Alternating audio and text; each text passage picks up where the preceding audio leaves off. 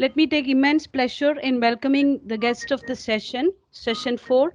The topic of the session is cryptocurrencies, Bitcoin, and Bitcoin platforms. The guest for the session is Mr. Arun Vijay, co-founder and COO, Geotus Technologies, Chennai. Arun Vijay is an alumnus of the Indian Institute of Management, Calcutta.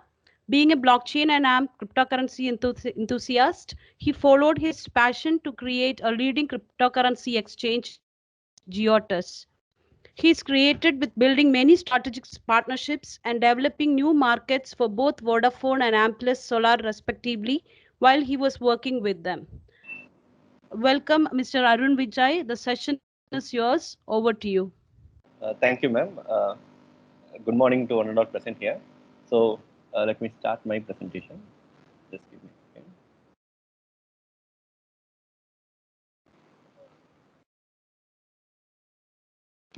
second. Um, so, I think this is like the day 2 of the meet. Hopefully, you guys have all got a brief introduction about what blockchain is, how it works. So, I am here to talk more in detail about like one part of the blockchain, which is like a public blockchain. And the history of blockchain starts with Bitcoin because Bitcoin was the first application of blockchain. So in fact, Bitcoin came as before blockchain in a way, right? So before we go ahead with this, last couple of years you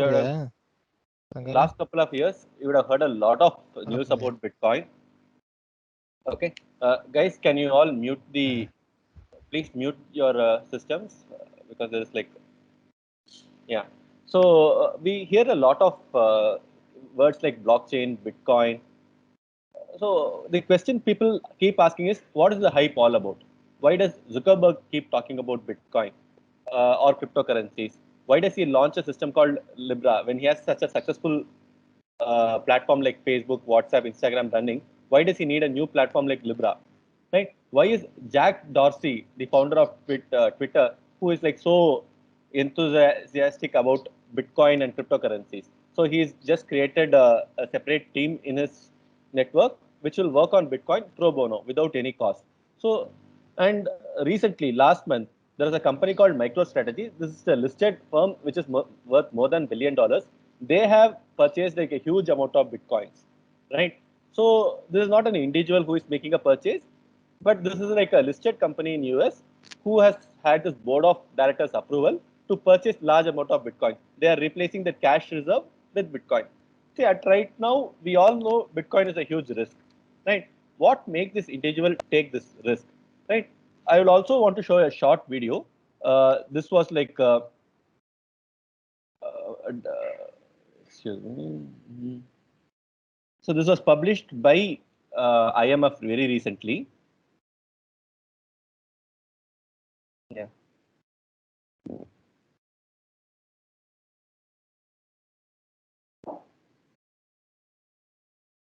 Can you guys see it? Yes, sir. Okay.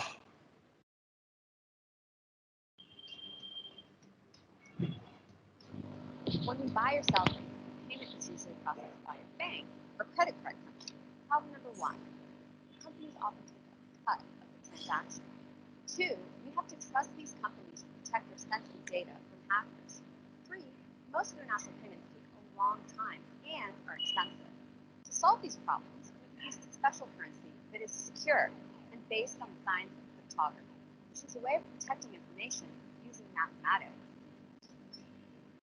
This special type of currency is Sir, the video is actually not moving. It is paused. Okay.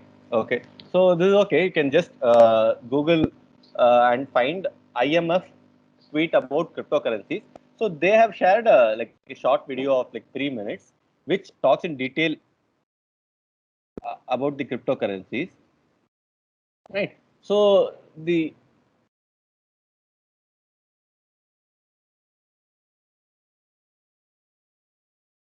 okay. So IMF has made a video of cryptocurrencies and published what are the risks involved in cryptocurrencies, why cryptocurrencies can become future of our financial ecosystem, right? So why people keep harping about Bitcoin? What is so special about Bitcoin? What is so special about cryptocurrencies? that all the best people in the world, all the fintech, the International Monetary Fund, the US government, Indian government, all of them are like having some part of their mind focused on what is happening in this field. There is a reason why Bitcoin is so special. And the agenda of this presentation is to try to find what are those reasons, right? And if you take any bleeding edge technology, when you are putting your money in it, like putting your money in internet in the 1990s, or putting your money in telecom, or even starting your career in these kind of nascent sectors, it always comes with a risk. Why do people take risk by entering a field? Like, for example, why did we start a company in such a nascent field, which is so risky? At any point of time, Bitcoin can go bust. Government can take some kind of regulatory action on Bitcoin, right? But we still took the risk and entered the space. There is a reason. So there is something called a diffusion curve. This applies for every technology. This applies for every domain. So any technology you take, like a internet, you take like a computer programming, the guys who start early, the innovators and early innovators, they start growing along with the market. If you look at billionaires of the world, if you look at Rockefeller, he started when the automobile industry was just starting. So oil became like the lifeline of everything, and he made money by betting in oil, right? If you look at Edison, he started with the phase of electricity. He invented a lot of things that run on electricity, and that is when electricity was just getting started. If you look at Bill Gates is the father of computer revolution, right? In a way, so he's ensured that personal computers are in every home. He is also one of the innovators. He was one of the early adopters. So in any field or technology, if you are in the early adopter or innovator, you have a substantial gain rather than becoming like one of the 10 lakh people who are working in the software industry, right? Because there's so much more competition. There are like so much more talented people there fighting. In this space, there's like people say, right? The last mile is always like less crowded, right? So it is very, very important to look at what are the technologies that are growing very, very fast, and choosing a domain of interest or putting your money, investing in companies in these kind of spaces. If you look at, so this is how this is the rationale for us to start a company. So we were looking at nascent technologies like augmented reality, virtual reality, blockchain, Bitcoin.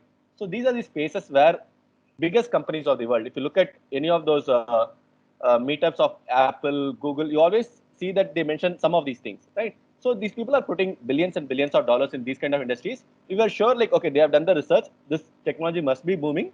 That is the reason they are betting so much on it, right? So so this is also one of the reasons why you should focus on what the Bitcoin or blockchain is all about, right? Before we move on, let's try to understand what is Bitcoin, right? When we started explaining Bitcoin very, very, very technically. Like, people found it very difficult to understand, because if you ask a layperson what is internet, he's not going to talk about HTTP, TCP/IP, or like servers, client, browser, and all those things, right?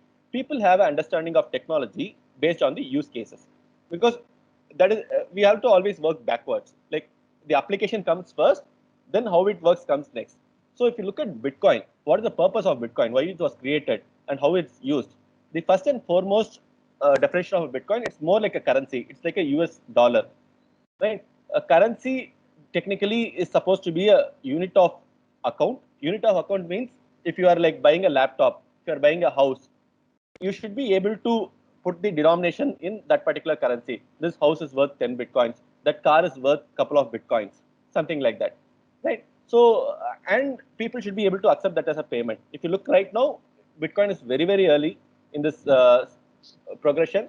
Only very few companies like Wikipedia, Expedia, Microsoft, they accept Bitcoin, but this is growing. There are countries where KFC, Burger King, they also have started accepting cryptocurrency. So this is like one of the key, what to say, applications of Bitcoin. The second thing that we have to understand about Bitcoin is also like a protocol. If you look at internet, what drives internet? Internet is driven by HTTP and TCP/IP. They give all the rules, how it should be run, why it should be run, what kind of data can be sent, what kind of data can be received, what are the security systems, right? So the name of the protocol which Bitcoin runs, that is also called Bitcoin. If you look at this, Bitcoin is multiple things, right? If you are making a payment through a Visa or MasterCard, there is like, the network is owned by Visa and MasterCard, right? There are connecting bank entities, and we use dollar or rupee for the transaction. But in Bitcoin, everything is Bitcoin. The program, the network, and the unit of currency that we use for transaction, all of them are called the same thing, Bitcoin, right? And one of the most primary applications of Bitcoin, the reason why it was created, it is something like a digital gold, right? We will come to this later, why it is more and more similar to gold than it is similar to a fiat currency, right? This is something that I'll explain in very detail. Apart from that, Bitcoin is very analogous to email. Like how email is for communication, Bitcoin is for money, right? This also I'll explain in detail. And the next thing is Bitcoin is programmable money. You can create smart contracts, you can create special structures saying that I'll make this payment if so and so conditions are met. Normal money is very dumb, right? You make a payment, it gets made, right? But Bitcoin has a inbuilt mechanism where you can have like time locks. You can like the payment only has to be made after certain time is expired. The payment cannot be used till certain time is expired. Like if you want to have like multiple people to be able to control, like a multi-signature, like I need 3 people to sign this before a transaction can be made. So all those kind of things are possible with respect to Bitcoin. Bitcoin is smart money. And the last but the most important thing is, unlike any other currency or any other this thing, Bitcoin is open source. Now let's come to this point. Why is open source so important? Like people who have bought computers 15 years back, 10 years back, or even recently, they'll understand. Like we buy a computer for 20,000, 30,000, then we buy a separate operating system for 6,000, 7,000 from Microsoft Windows, right? There are some people who use Linux, but majority of the people they buy a Windows operating system. If you look at it, we are able to buy a smartphone, right? And for the entire amount, like for 4,000 or 5,000 rupees, we are able to buy a good smartphone. And the operating system comes along with it for free. Why is that? This is because of the open source revolution. Because of Linux, we got Android. And because of Android, we are able to get systems at a much more cheaper cost. When I was in school, there was no Wikipedia, right? Wikipedia was there when I was like in the higher secondary education. But when I was in like very early in my school days, there was no Wikipedia. So my seniors or my brothers who used to do projects, they had to heavily depend on other paid sources. And if you want to learn about something, you have to buy a CD of Britannica Encyclopedia, right? When you have open source, what happens is it democratizes the access to knowledge, access to information. Like if you remove that operating system, you will and make it free, you will make computers more accessible, right? So this is what open source has done, right? Today, a lot of open source system, like we use a lot of open source, right? We use Chrome for our browsing requirements. We use Mozilla Firefox for our browsing requirements. We use a VLC player, right? So all these things have enabled, what to say, much cheaper access to systems. And what if you can do the same thing to money? Why do we have to go through expensive systems? For example, if you use a bank, they put a lot of charges, right? Transaction charges. When you use an ATM, you have to pay 20 rupees. When you have a minimum balance, if it goes below that, you have to pay a fine. Okay. If there's an overdraft, you have to pay a tax. So banks try to charge you on every single step. And if you look at card payment processor like a Visa or MasterCard, they charge 2%. They don't charge from the customers, but they charge from the merchants. So every time a payment is made, they charge 2%. Why is that? This is because it is being controlled by quite a few set of people. If you look at payment processors, there are hardly few, like a Visa, MasterCard, Maestro, Diners Club. Like you can just count the number of payment processors in one hand, right? The fingers in one hand. So this is the reason why Bitcoin was created, to ensure that we bypass all these authorities and created a parallel system where open source makes technology much more accessible to people and they are not charged that high, right? So what people say is Bitcoin will become the global standard of money. For the same reason, internet became a global standard of communication. The reasons is it is very similar. Like just how internet is decentralized, how internet is neutral, it is not owned by one particular country. Everyone can participate in internet. How it is so transparent, how it is open source. Anyone can go and create something out of internet. You can create your own apps, and it's permissionless innovation. If you want to create something in internet, you don't have to wait for someone, right? And network effects, right? When network effects, means when there are only two people in internet, it's not of much value.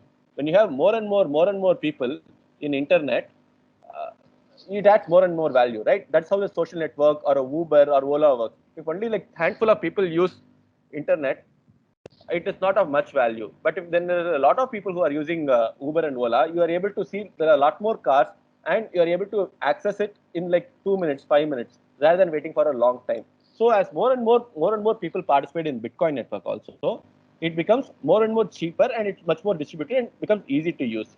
And most importantly, compared to a normal currency like a Bitcoin, like a INR or a dollar, Bitcoin is made of much more sound principles. If you look at rupee, any amount of rupee can be printed as government wants. If you look at dollar, any amount of dollar can be printed as government wants. But with respect to Bitcoin, how much Bitcoin can be printed, how it should be issued, when it should be issued, all those things are decided by maths. It is already written, and it's very difficult to tamper this. You cannot go and change a particular entry. In banks, it's always possible. It's a centralized thing, right? If someone wants to make an entry 10 years back or 5 years back, they can go ahead and do it, right? But Bitcoin, it is impossible to make any changes in the past, right?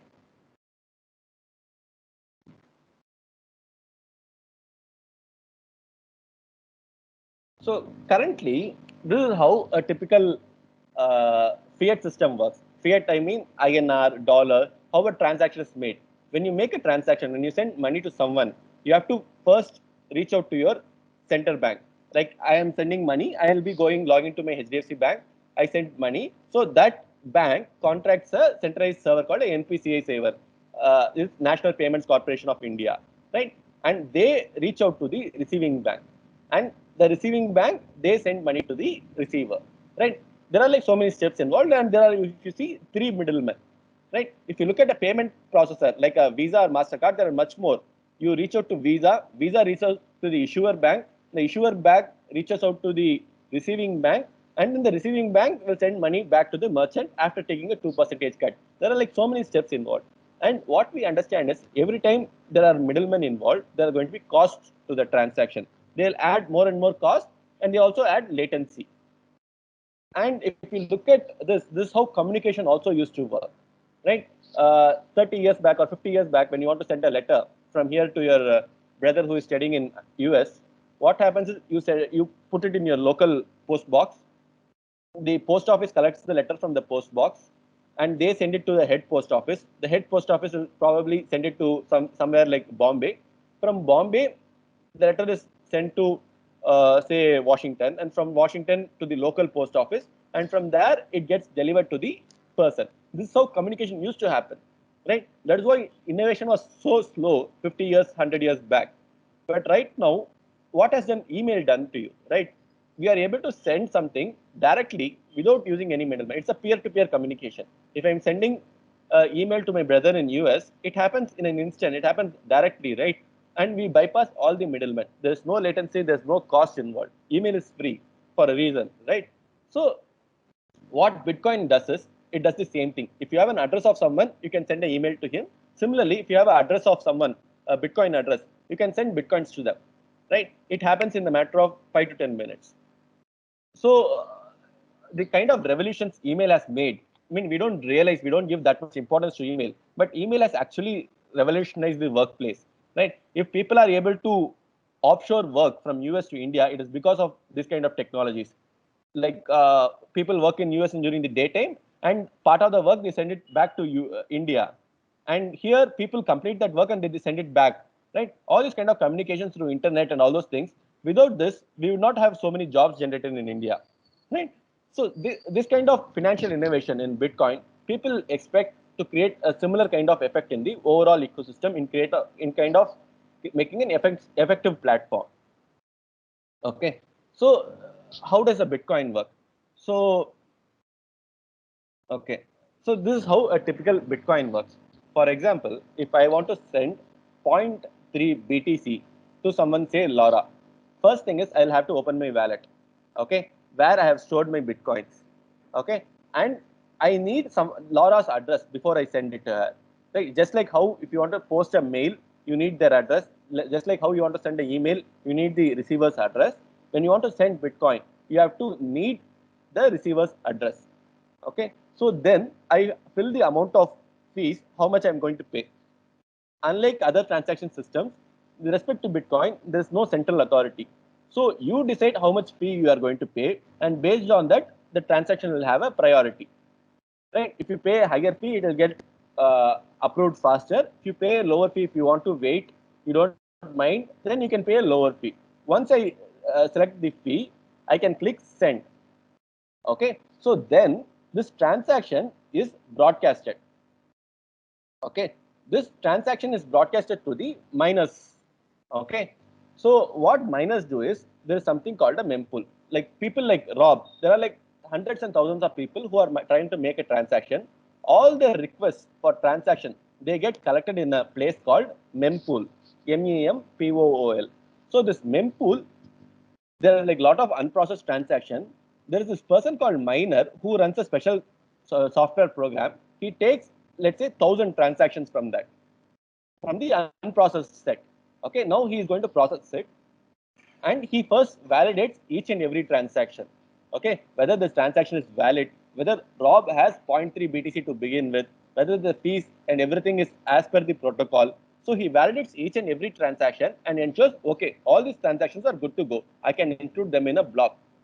Then the beauty of Bitcoin is it has a special concept called proof of work. So they give a stupid problem, like say calculate the number of zeros in pi, right? It's something similar to this, but it's a very stupid problem. There's no use, but it's very difficult to find an answer. You need a lot of computing resources to find the answer. So people try to fight it out. All the miners across the world, they try to calculate this answer, right? Whoever calculates this answer first, he is able to include his 1,000 block transactions, the block that he has created, into the blockchain, right? So and why does miner has to fight it out? Why miner has to put so much computing power effort in finding this answer? It is because there is an incentive system. So every time a miner is able to find a block, there's two benefits. One is the transaction fee that Rob has sent, right? Rob is willing to pay a fee, right? Similar to Rob, there are like hundreds and thousands of people who are like adding a small fee. So all those 1,000 transactions that the block Rob has included, all the transaction fee, that Rob, the miner can take it for himself. Apart from that, Bitcoin system itself, it gives him a block reward. This block reward in 2010, it used to be 50 Bitcoins. Every time you found a block, you were paid 50 Bitcoin. At that point of time, the 50 Bitcoins was not worth much, right? And every 4 years, right, this block reward becomes half. So in 2012, it became 25, right? In 2016, it became 12.5. Recently, in the last couple of months, it became 6.25. So every time a miner finds a block, he gets paid 6.25 Bitcoin plus the transaction fee that were sent in the transactions of that block. Okay, roughly around 7 Bitcoins, 7.5 Bitcoins, and right now price of 1 Bitcoin is around 8 lakhs. So you can assume that he's making like around uh, 8 into 8, like around 50 to 60 lakhs every time someone finds a block, right? So, and there are special systems called nodes. They try to see if miner has followed the process, whether he has solved the problem correctly, whether the transaction included, they're all valid, and everything is valid. So they also say, okay, the block that has been added is absolutely right. We can have this blockchain. And what happens is the miners start mining the next block, right? And Laura can see, okay, the transaction that Rob sent is being included in the block. It's there in the blockchain, and so in Lara's wallet, the 0.3 Bitcoin appears. So this is how a typical transaction happens. Okay, I will try to show you in live how this looks like. Just give me a second.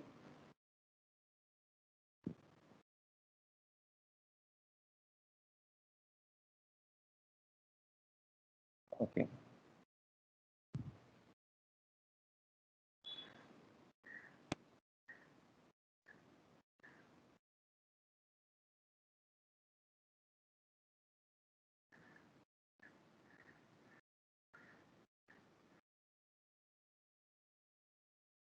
Can you guys see this?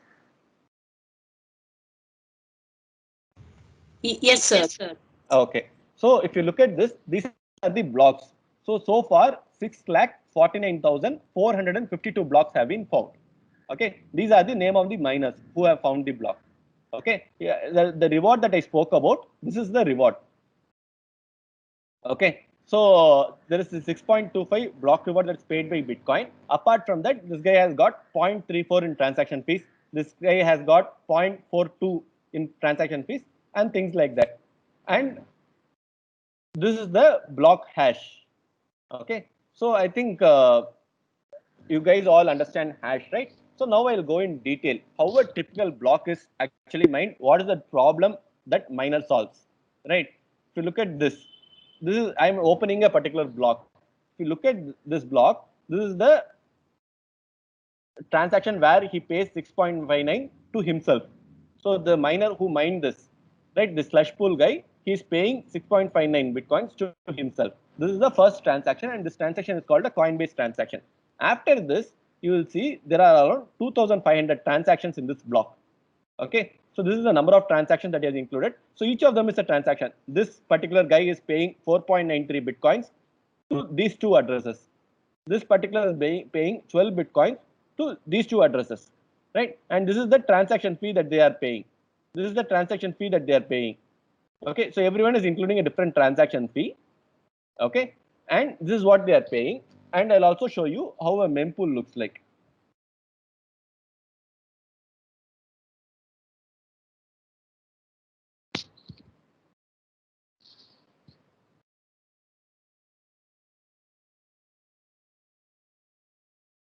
So this is a mempool. Okay, so these are all the unconfirmed transactions. When there is a huge traffic, people pay higher fees. So if you look at Brown, these are like fees levels like 40 satoshis. These are 30 satoshis. This is 25 satoshis. So people see how much traffic is there and pay fees depending on that. This is something similar to Uber surge fare. Okay, and if you are willing to wait, you can just pay 2 or 3 satoshis and wait for a long time. If you see time and again, the price drops to almost zero. All the transaction gets confirmed. Only if you are like in a very urgent, you want to get the transaction confirmed in 10 minutes or 1 hour, you need to pay a higher fee. So this is how a mempool works. And from here, miner takes around 2,500 transactions. Then what he has to do is he has to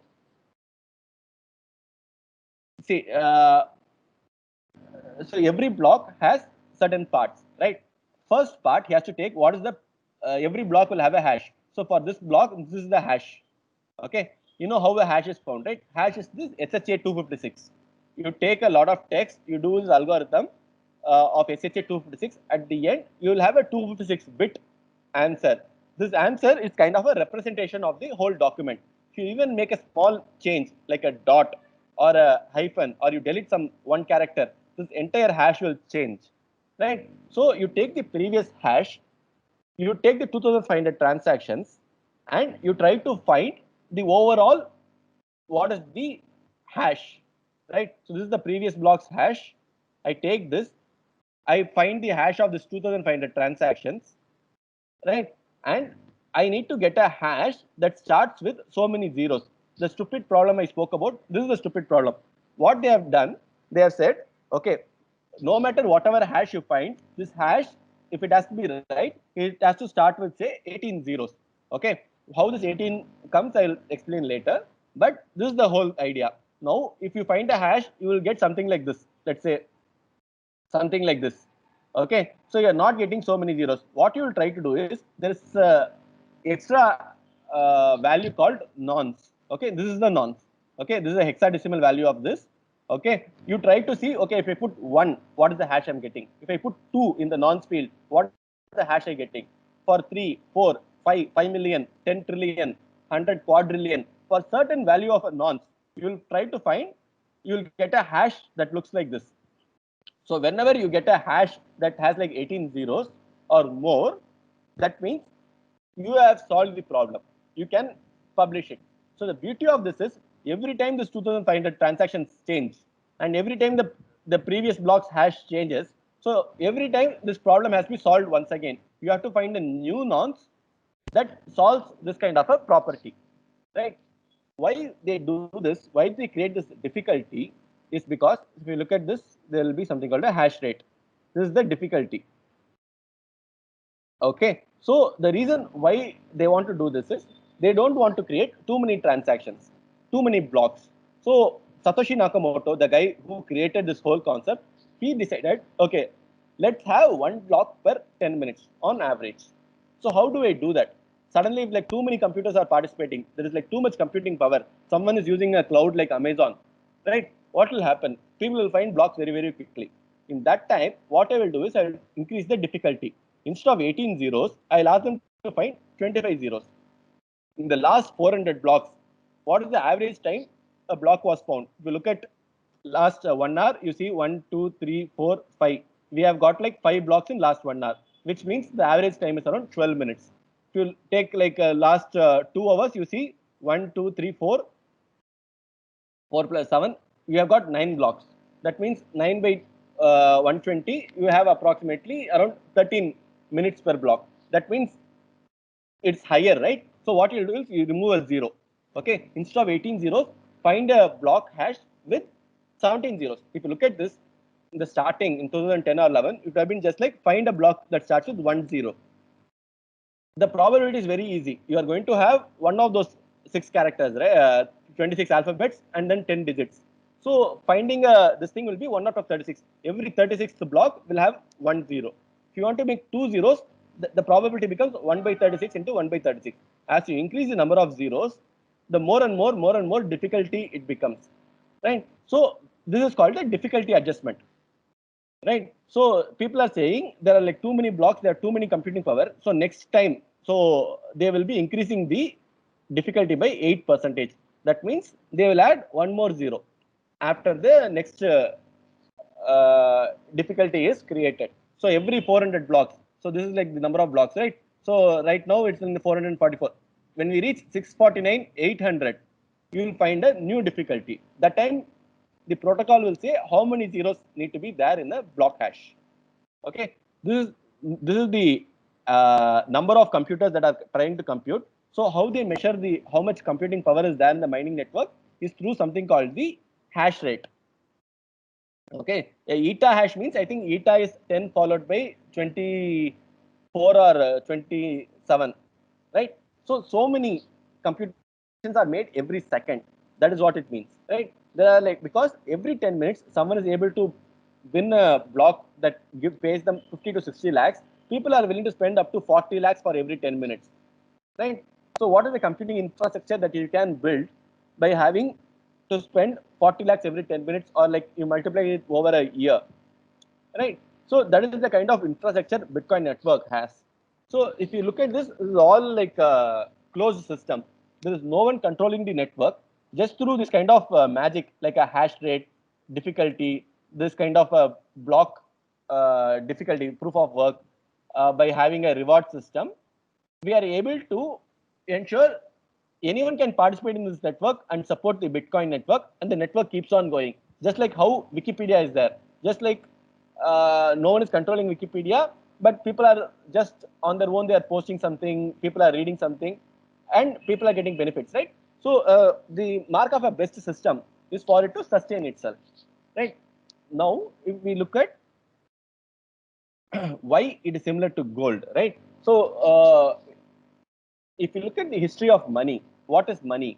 Money is basically like someone saying, okay, I will do this work for you now, okay, but in return, I need something else in future, right? That's what I'm doing, right? I'm working hard right now. I'm earning money so that I can own something in future. If I want to buy a vegetable, if I want to buy some groceries, if I want to buy a house or car, I'm going to use this IOU, like I owe you, this kind of what to say receipt to get something back. This is how money functioned over a long time. It was barter system in the early days, where you have rice, I have wheat, let's exchange.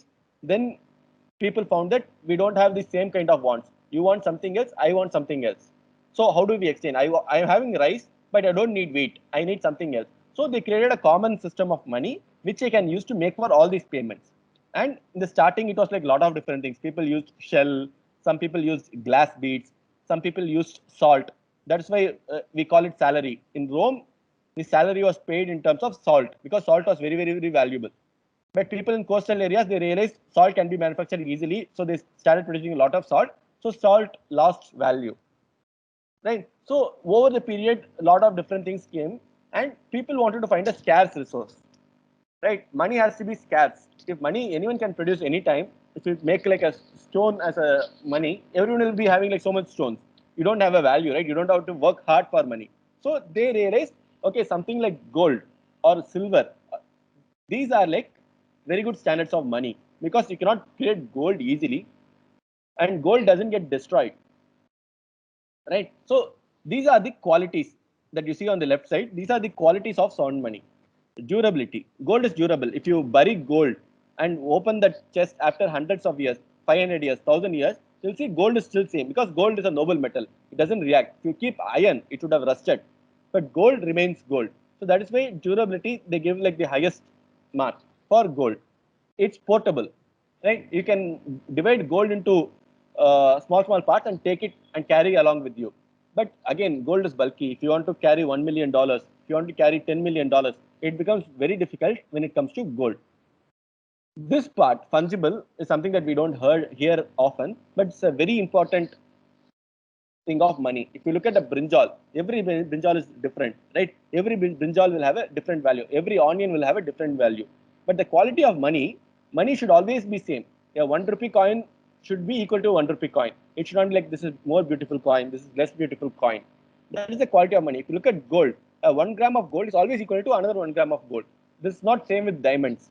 If you look at diamond, the flawlessness, the color of the diamond, and all those things, each and every diamond is valued in a different way.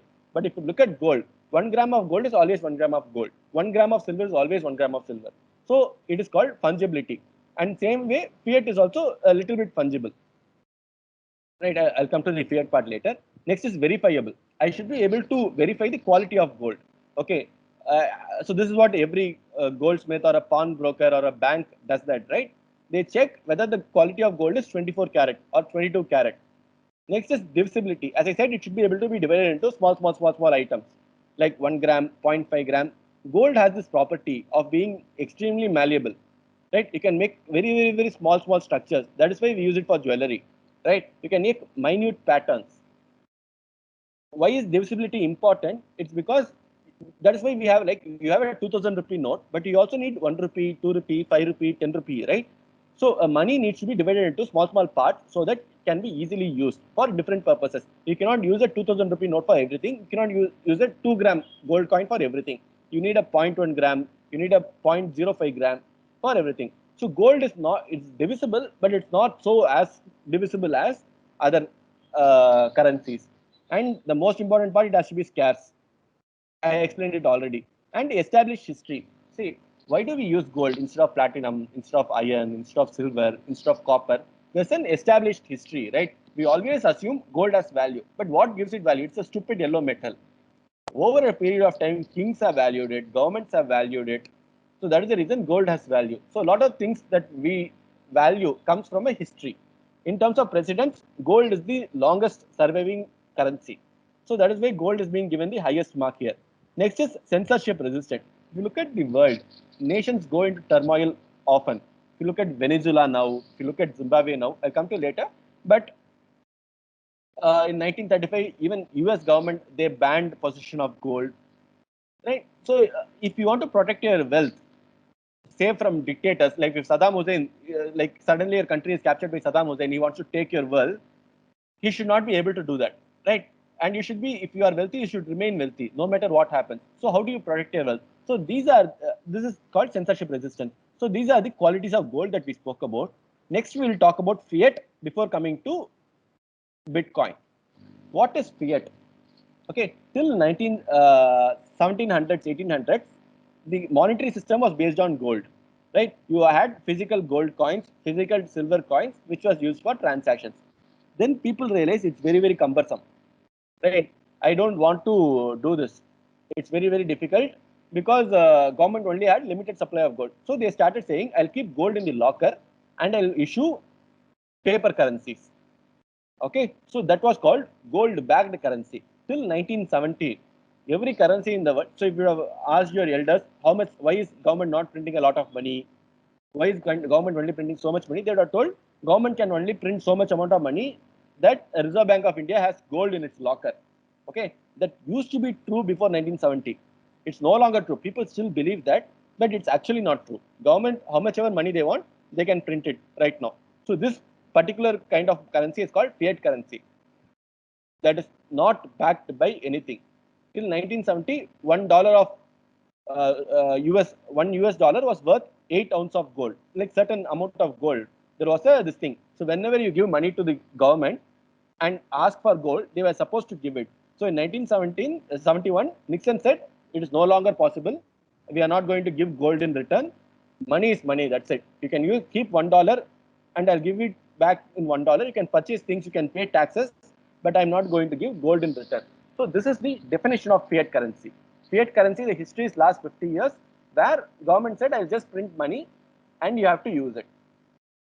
If you look at fiat currency, what are the qualities? Durability, like you look at durability of a note, right? It can last for like 5 years, 10 years before it has to be reissued. Is it portable? Yes.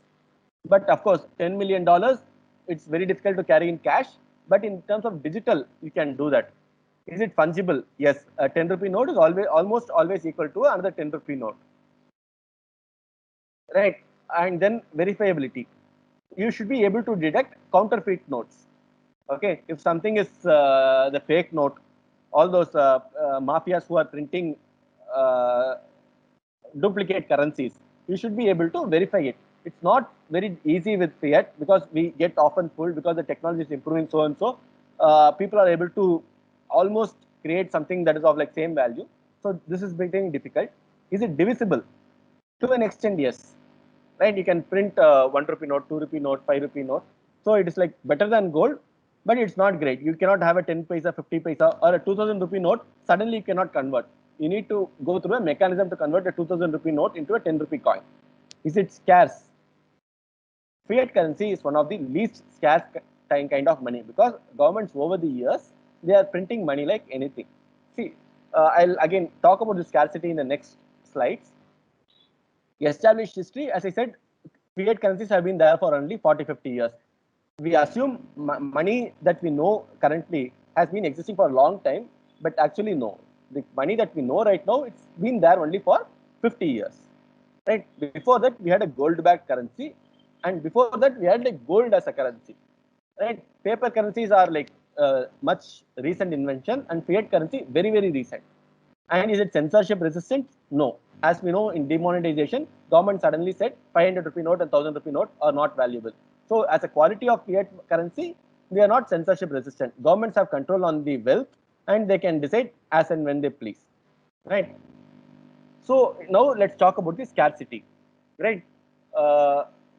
We always say, right, 10 years back, 20 years back, this used to be so cheap. You will have your parents say that 1960s, 1950s, I used to go to a restaurant, I used to have a full meals for like 50 paise, 25 paise. That's how cheap it was. The land in certain places, like say OMR, used to be like so cheap. And now it's so expensive, right? The thing is, things have remained the same. The land has not changed. The amount of food that we are consuming now and the amount of food that we are consuming in 1960s, they have remained the same. The ingredients have remained the same. What has changed is the money supply. The amount of money in circulation among us has increased tremendously. Government is just printing money year on year. So when government talks about taxes, they kind of put three kind of taxes on people. First is the direct tax, which is the income tax. Second is the indirect tax, like GST, where you buy certain goods, you pay 18%, certain goods you pay 5%. Third and most important tax is the inflation. We kind of take it for granted, inflation of 5%, 10%, 15%, that year on year, all the prices of goods will rise by certain percentage. We take it for granted, right? Actually, technically, we don't have to take it for granted. It is just government stealing from our pockets. Rather than government living within their budgets, government are creating more and more money. That means 1 rupee's purchasing power, what it was in 60, it's slowly reducing. If government, like right now, let's say 100,000 crores of money is in existence in India, if Indian government prints another 100,000 crores, if you have 10 rupees in the pocket, it will be worth 5 rupees in real time, right? That is how the supply and demand works. If the supply of currency reduces, the currency will have more value. If government is just keep on printing money, the value a 1 rupee or $1 can purchase is going to keep on reducing. So this is what is happening right now in this world. If you look at US dollar supply, so they have been like steadily, so in steadily printing more and more US dollars. In 2008, when the recession, great recession happened, government found that they can print more money without much concern and buy out banks, failed entities, support stock markets, give people free money to ensure people are happy. So they realized they can just keep printing money, keep printing money, keep printing money without any concern. So this is something that was there till March 2020. So this is the image that I used in one of my previous presentations. So today, when I had to make a presentation, I went and checked what is the current supply. If you look at current supply, so we think this is crazy, but wait, this is even more crazier, right? So if you look at March 2020, after COVID, so already $4 trillion, this is like $4,000 billion of money US has printed. After March, they have printed another $1,500 billion, which is 1.5 trillion. So amount of money US is printing is becoming crazy. So what is happening? If you look at the news every day, they talk about what is our foreign reserves, right? We used to have like $1 billion of foreign reserves. Now we are having like say $3 or $4 billion of foreign reserves. It's continuously increasing, but it's also becoming continuously worthless. People across the world, China, India, for example, we put our hard work, we create software. Chinese create washing machines, Apple phone, and a lot of things. Okay, what they get paid back in? They get paid back in the dollar, which US government can print just freely, right? They just have to enter few digits in the computer and the money is created just like that, right? So people across the world, they are started showing, what is it? They are starting fighting against the system. Why should they take US dollar, which is being freely printed by the government as a reserve currency? So International Monetary Fund, they are creating something called as SDR. People are moving to other valuable currencies like Japanese yen, Swiss dollar, right? But all these are governed by central banks, right? And they are prone to inflation. At some point of time, Japan can think about printing more money. At some point in time, Switzerland can think about printing more money. But there are people who are asking questions. Why am I affected? If government just keeps printing money, they give better facilities, I am okay with it, right? No, there is actually a limit. So a lot of governments have tried this in the past because it's the easiest way of money. Rather than taxing people, rather than making the systems much more efficient, rather than allowing businesses to come so that economy becomes bigger and your tax revenue becomes bigger, government thought, why cannot I print more money? Zimbabwe has tried it, in Venezuela has tried it, and what has happened is this. Right. If you look at Zimbabwe hyperinflation, you will see Zimbabwe has printed $1 billion note, $100 billion note, even $100 trillion note. So the value of money was reducing so fast. So at some point of time, you can see people carrying money in wheelbarrows like this in Zimbabwe. So a BBC reporter goes and asks to this guy, "Are you afraid you are carrying so much money out in the open? You might be burgled, like you might get robbed." The guy replied, "I am more afraid someone will steal my wheelbarrow because my wheelbarrow is worth much more than the money that I am carrying." Right? So this is the very famous. Now it's like a lot of people collect this. This is like $100 trillion note published by Zimbabwe. The advantage that US government has it is the whatever money that they get printed in US, they also get distributed across the world. So the effects of inflation are not felt because Saudi Arabia gets paid in terms of dollar for the oil that they produce. We get paid for the software. China gets paid for all the manufacturing capabilities that they have. So people suck the extra dollars out of the system. So people are not feeling this kind of an inflation. But at some point, it's going to get saturated. At that point of time, government will see that they cannot print any more money. So how they are going to react to something we have to look at. But what people are realizing is if we the continuously deep inflationary asset like US dollar, it's no longer, it makes sense to keep money in that. So they are looking for alternate investments. So that is the reason people are putting money in the stock markets and mutual funds. But because so many people are putting money in the stock markets and mutual funds, the stocks are at an all-time high. If you look at the last 4 or 5 months, there's been very little economic activity. The economies are degrowing. US degrew by 32%, India grew by 23%. right? But still the stock markets are still at the high levels, right? So people are saying, okay, the stock market is also overvalued. I need some other asset. So people resorted to gold. If you look at last 1 year, gold has risen by 40%, right? And some of these assets, they are also moving towards Bitcoin because Bitcoin is a sound money. Okay, so I created this chart, right? Okay, so one more thing I'll show you.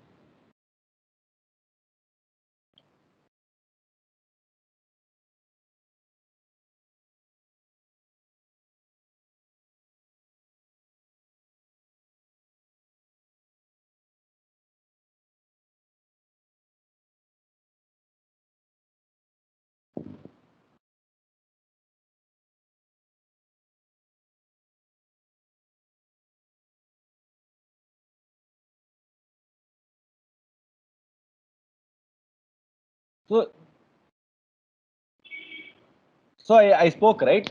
So every 4 years, the amount of Bitcoin that is produced, it becomes half, right? What does it imply? So in the first 4 years, 50-50 Bitcoins were being produced, right? So 50% of the supply got already produced by 2012. By 2016, 75% of the Bitcoins that were in existence, that will be in existence, got already produced. In 2020, 87.5 percentage.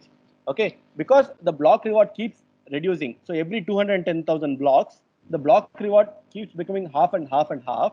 The amount of Bitcoin being produced, new Bitcoin being produced, that is also reducing every 4 years, right? So it is becoming more and more scarce, more and more rare. That is the reason the price of Bitcoin is also been increasing. Say in 2017, the price of Bitcoin was something around 1 lakh. Today, it is around 8 lakhs. The reason is it is becoming more and more scarce and more people are buying Bitcoin. There's more demand, there's supply. Right? If you look at, compare this, okay, how the supply is reducing. Okay, how this is like the maximum cap. This is the 100% of Bitcoins that can be there, and we are already almost reaching it. There are like hardly 10% more Bitcoins that can be produced, and not beyond that. This is all defined by the block parameters, right? How many? What should be the block reward? Okay, so next block reward will happen in 17th March 2024, where this 6.25 becomes 3.125. So it continuously keeps on reducing. Whereas if you look at fiat, this will continuously keep increasing, right? So this is the reason people are trusting Bitcoin more and more, right? So now I have explained, I think, enough about Bitcoins. Okay. One more thing we have to take here is, one of the key things that Bitcoin has done is, there was always a dependence on a trusted third party to do an internet transaction, right?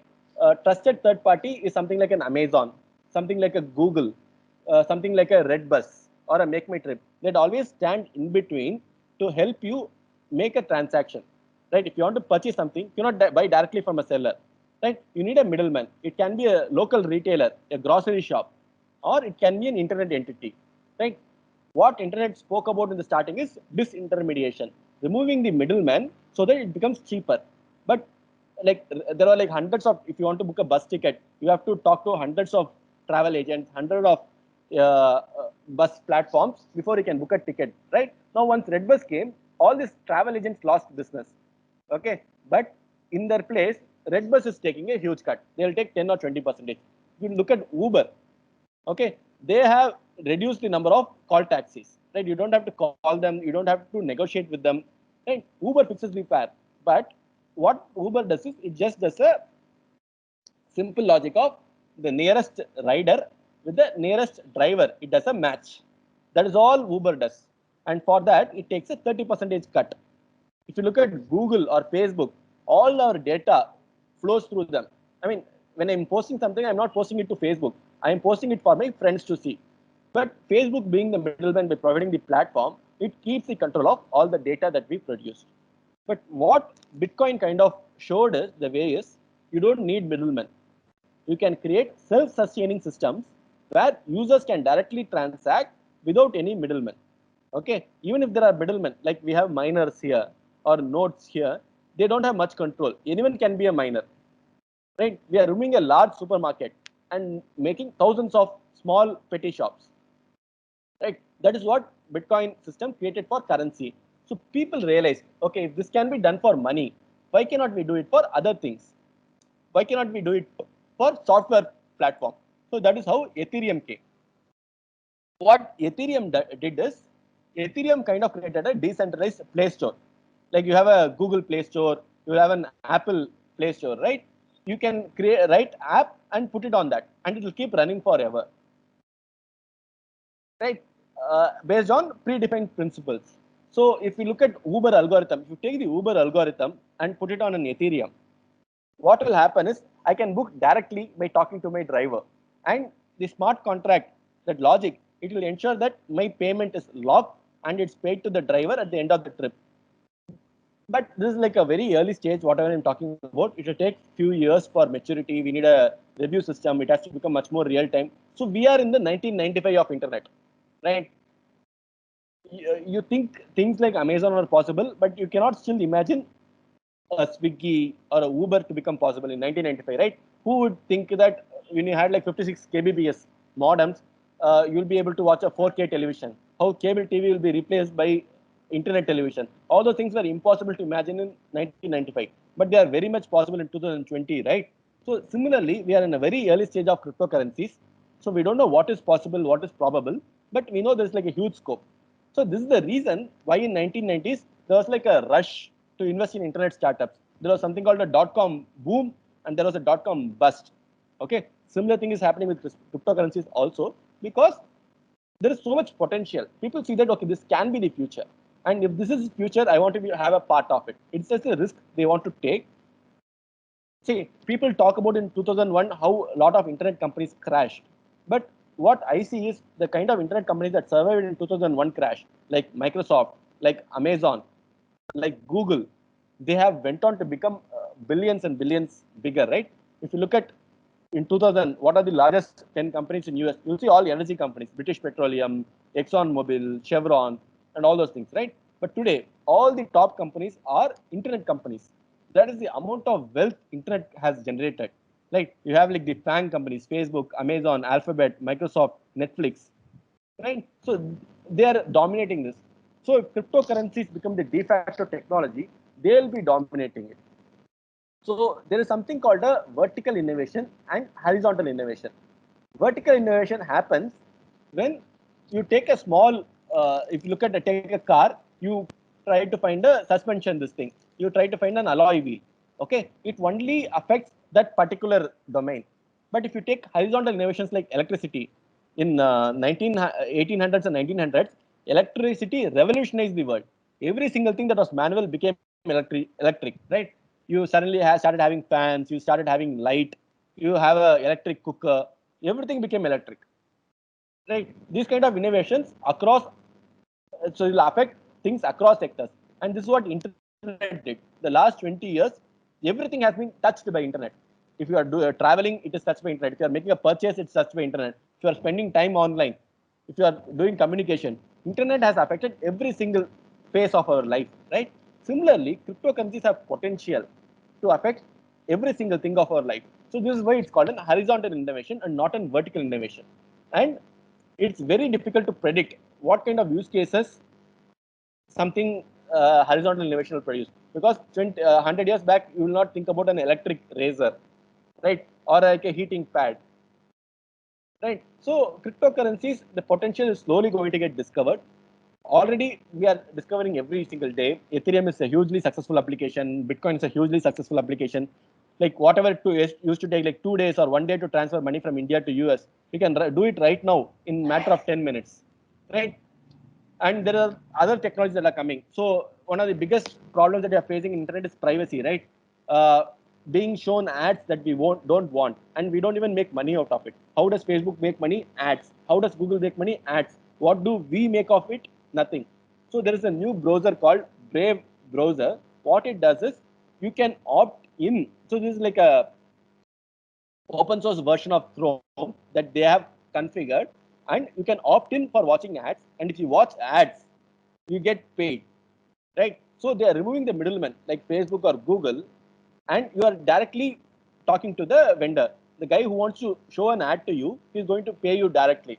So by removing middlemen in each and every one of these things, all the problems that we are speaking for the last 5 years, the privacy issue, Facebook becoming huge, Amazon becoming huge, all those things can be solved. If you created a common platform in Ethereum, so whenever I talk about say Ethereum or Bitcoin, this is just a namespace, right? Ethereum can be replaced by say EOS, it can be replaced by Tron, right? Just like how we had a social media in 2000s, we had an Orkut, then we had MySpace, then we had Hi-Fi, right? But they all replaced by Facebook, right? But in the end, social media won.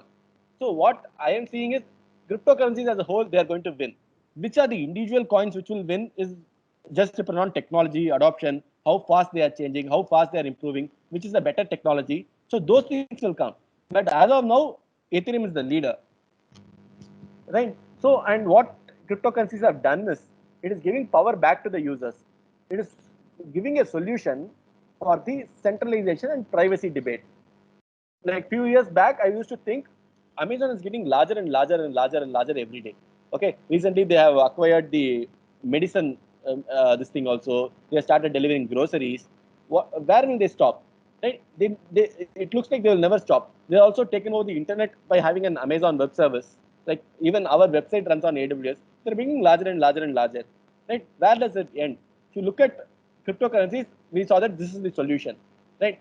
The decentralization rather than concentration of power in few entities, it is distributing the power across people, right? So far I have spoken about public blockchain, right? I'll give you a very little uh, introduction about the private blockchain before I close this. So what happens in a public blockchain is anyone can participate. As I said, if you want to be part of the Bitcoin network, when you want to transact, when you want to send money, receive money, or you want to do a mining, you can just go ahead and participate. So the same technology, if you keep and limit the amount of participants, like only certain people can make entries, certain people can create records, and certain people can view the entries, it becomes private blockchain. So basically, removing certain functionality from public blockchain is what private blockchain is all about. Why is it so important? Why is private blockchain being so talked about? Is because we need immutability. We need auditing. So every year, governments across the world, they spend millions and billions of dollars in doing audits. You have auditing firms like KPMG, Deloitte, PricewaterhouseCoopers making millions because every company needs an audit. If you look at Bitcoin, as I explained, when I want to spend some money, I need to show where I got the money from, where that person got the money from. And if you look at the blockchain, it maintains the history from the first block to the current 606 lakh 58,000 block, right? And everything has to tally. If there is even like a 0.0001 Bitcoin difference, there's not going to be tally and the blockchain will crash. 11 years it has not crashed means everything is tallying. There is compliance, right? So they are trying to bring this auditability into the existing databases so that they save money on that. And also, if you look at current Indian judiciary, like 40% of the cases are civil dispute on land. That is because land records are like so very difficult to trust. 10 years back, who owned this land? 20 years back, who had this ownership? Are you the right owner? How do I buy it? It's such a black box, right? We are never sure when you are buying a land whether you will be sued in future or not. By creating a immutable record where you cannot go back and change things, it creates a lot of what to say, trust in the system and will reduce a lot of overload of a given judiciary.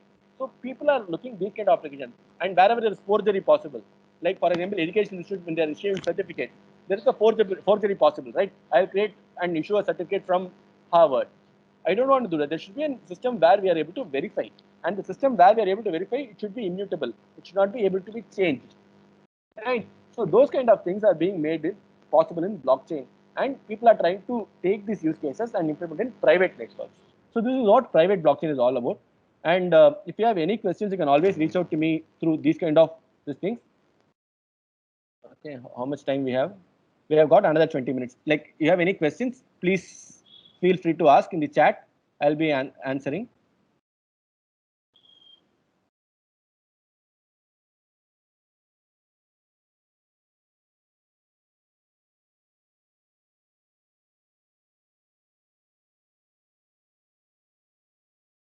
Where's the chat?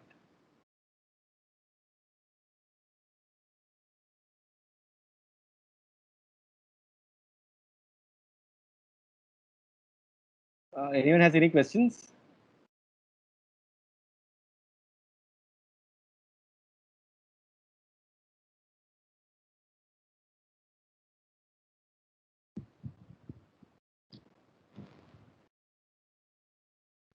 Sir, you're not able to see the chat box?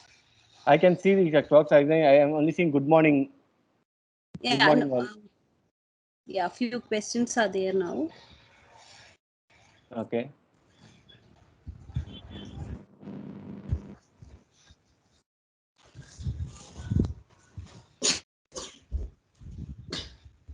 Uh, shall I read it for you, sir? Sure, you can do that. Questions? Yeah, Okay. please.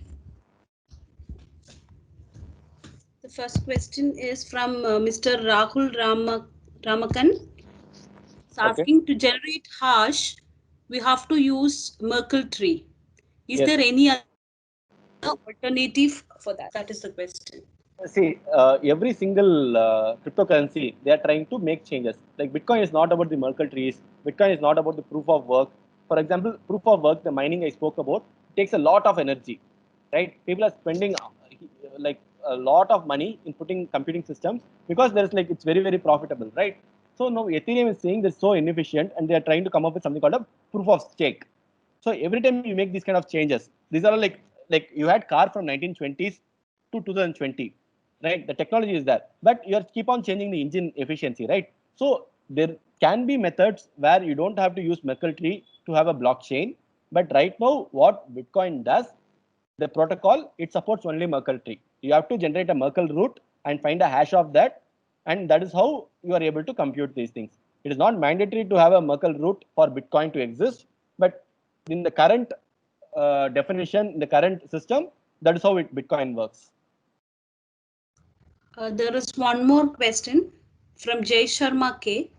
Okay. What is the scope of Bitcoin miners of middle class people in India? See, right now, Bitcoin is very expensive to mine, right?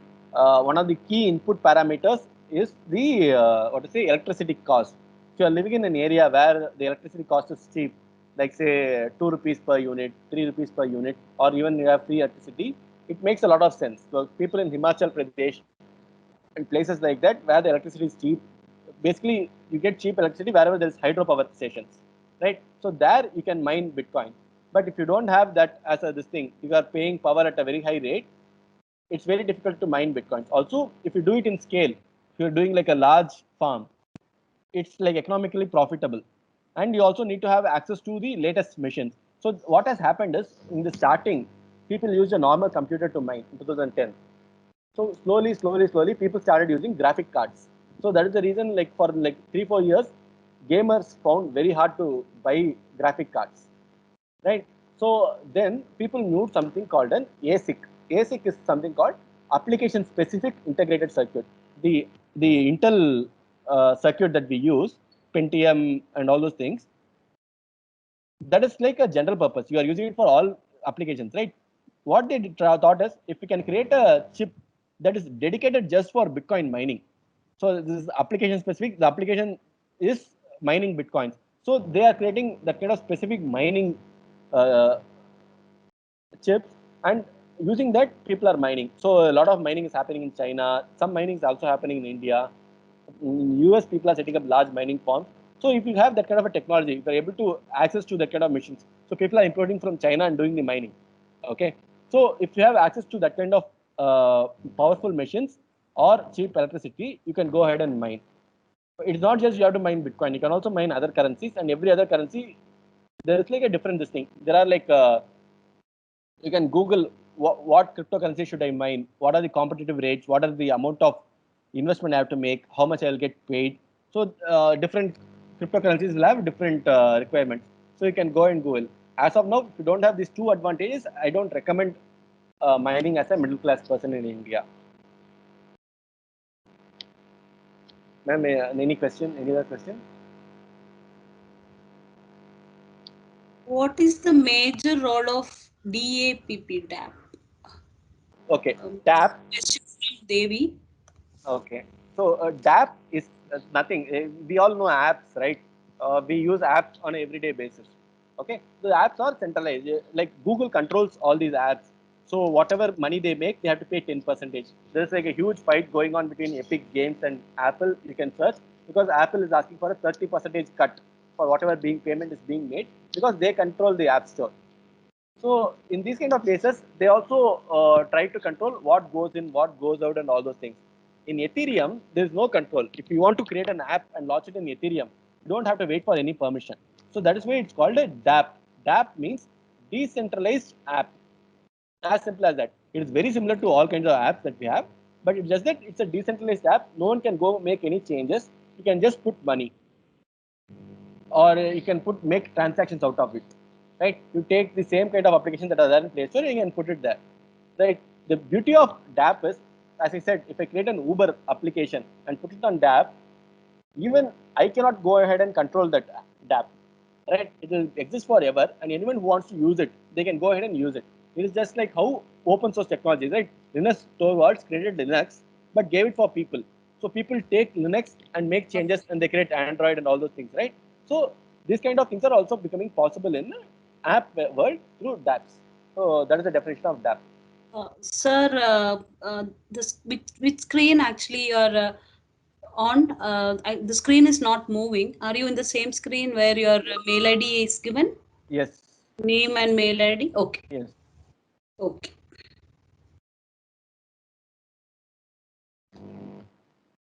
So there are other things that I forgot to mention. So why do we need cryptocurrencies? Cryptocurrencies also have like other benefits, right? So if you have any questions, you can keep asking me because we have time. We are finishing early. I'll also add some things. Like the current internet ecosystem, the financial system, it is built based on offline systems. How offline system is working, we are trying to model that and create an online system. That's how I showed you like how an IMPS system works. The drawback is it is not that efficient. When you create a native currency that is like very works for internet, like very suitable for internet, that will really work. If you take something that already works and put it on an internet platform and say, okay, this is your fintech ecosystem, there are like a lot of drawbacks. What are the drawbacks? We don't have micropayments, right? Micropayments are very important when it comes to internet. For example, right now, all the subscription works as like monthly payments. Right? If you want to make payment less than 1 rupee, it's not possible in the current digital infrastructure. So in future, you'll have systems like live streaming and magazines and newspapers where you will be paying per word or per second, right? If I'm watching a movie, I'm watching for 2 minutes and I don't like it, I will pay only for 2 minutes. I don't have to purchase the whole movie. If I'm reading a book, I'll make payment only for 3 pages or 5 pages. If the book is good, I'm going to finish it and I'm going to make the full payment. If the book is not good, I'm just going to make a payment for the part that I watched, the part that I read. So these kind of micro payments will revolutionize, right? People are afraid to read good books because they are afraid what is the quality of the book, right? We miss out on all those things. When you have micro payments possible, it opens a whole lot of avenues, right? So this is one more possibility that cryptocurrencies bring into the picture. Ma'am, any more questions? No, sir. Okay. I think if there are any more questions, we can end it here.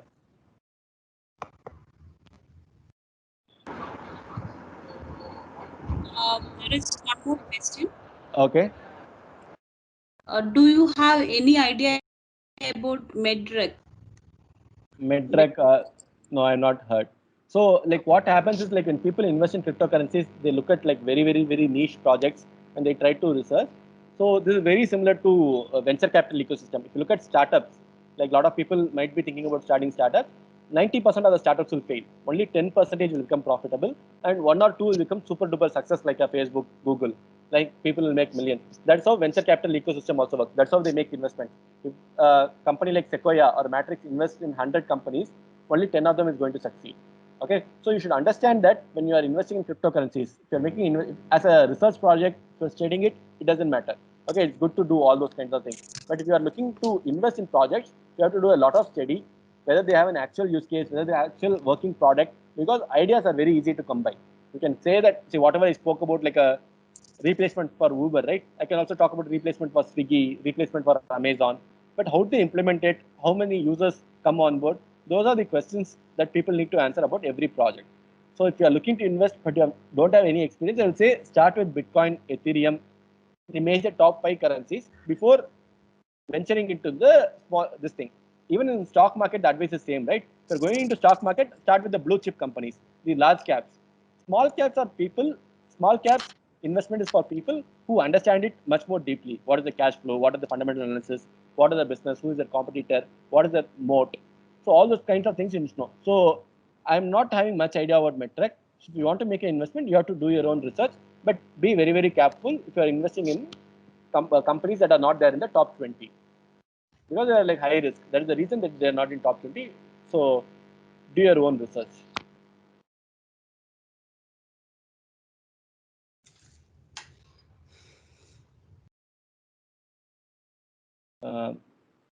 Any other question, ma'am? No, no other question yet. Okay. I think then we'll close it here. Okay. Okay. Sir.